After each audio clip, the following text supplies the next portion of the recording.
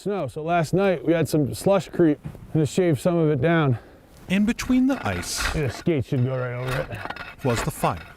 East Troublesome, which burned through part of the town and killed 2 people in October 2020. We're standing on the middle of Grand Lake, the largest natural lake in Colorado.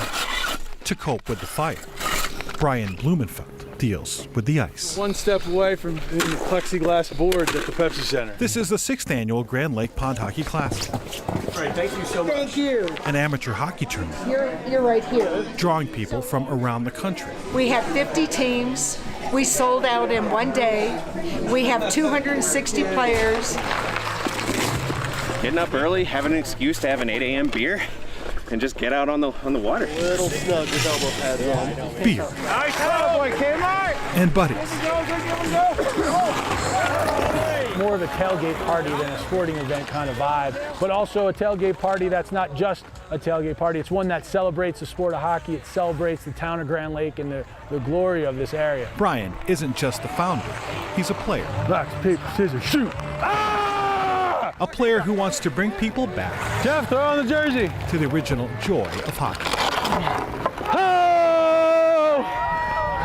Bring them up, bring them up! Skating on imperfect ice. Lake ice is lake ice. It's not an arena with a Zamboni. Lake ice has its own natural quirks, natural cracks as well. Playing surface is much worse on the pond, but that's part of the allure of the romance behind it. So the bad ice almost levels the playing field for us that actually suck at the game. So Joy Then you go. and love. What even makes it more special is the very first annual pond hockey tournament that I just kind of started up out of thin air.